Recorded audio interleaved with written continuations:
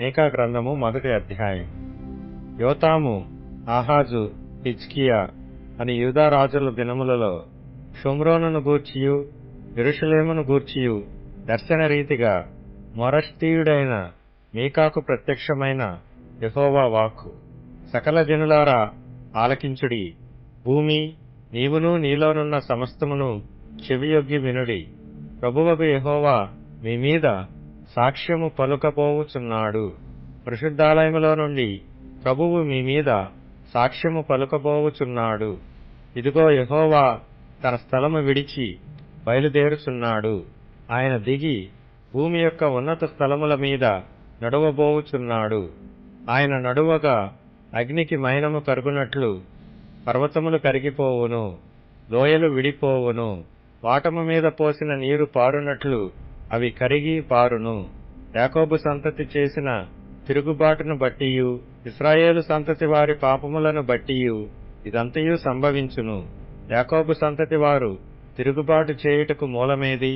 అది షోమ్రోనే గదా. యూదావారి ఉన్నత స్థలములు ఎక్కడవి? యెరూషలేములోనివే కావా? కాబట్టి నేను షోమ్రోనును చేనిలోనున్న రాళ్ల కుప్పవలే చేసెదను. ద్రాక్ష చెట్లు నాటదగిన స్థలముగా దాని ఉంచెదను. దాని పునాదులు బయలుపడినట్లు దాని కట్టుడు రాళ్లను లోయలో పారబోసెదను. దాని చెక్కుడు ప్రతిమలు పగులగొట్టబడును. దాని కానుకలు అగ్నిచేత కాల్చబడును. అది పెట్టుకొనిన విగ్రహములను నేను పాడు చేతును. అది వేశ్యయై సంపాదించుకొనిన జీతము పెట్టి వాటిని కొనుక్కొనెను గనుక అవి వేశ్యయగు దాని జీతముగా మరలా ఇయ్యబడును. దీని చూచి నేను కేకలు వేయిచు ప్రలాపించుచున్నాను.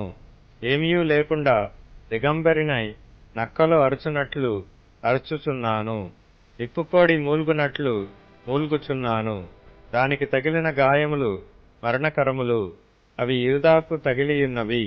నా జనుల గుమ్మముల వరకు, యెరూషలేము వరకు అవి వచ్చియున్నవి. గాతు పట్టణములో దీనిని తెలియజెప్పవద్దు. అచ్చట ఎంతమాత్రమును ఏడవవద్దు. బేత్లెయప్రలో నేను ధూళిలో పడి పొర్లితిని. షాఫీరు నివాసి, దిగంబరివై అవమానమునుంది వెళ్ళిపొమ్ము. జయనాను వారు బయలుదేరక నిలిచిరి. ప్రలాపము బేతెజెలులో మొదలుపెట్టి జరుగుతున్నది.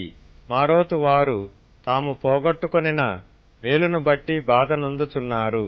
ఎలయనగా యెహోవా యొద్ద నుండి కీడు దిగి యెరూషలేము పట్టణ ద్వారము మట్టుకు వచ్చెను. లాకీషు నివాసులారా, రథములకు యుద్ధపు గుర్రములను కట్టుడి. ఇశ్రాయేలు వారు చేసిన తిరుగుబాటు క్రియలు నీ యందు కనబడినవి. అది సీయోను కుమార్తె పాపమునకు ప్రథమ కారణముగా ఉండెను. మోరెషెత్గతు విషయములో మీరు విడుదలకై పోలు ఇయ్యవలసి వచ్చును. అక్జీబు ఇండ్లు ఇశ్రాయేలు రాజును మోసపుచ్చునవై ఇండును. మారేషా నివాసి, నీకు హక్కుదారుడగు ఒకని నీ యొద్దకు తోడుకొని వత్తురు.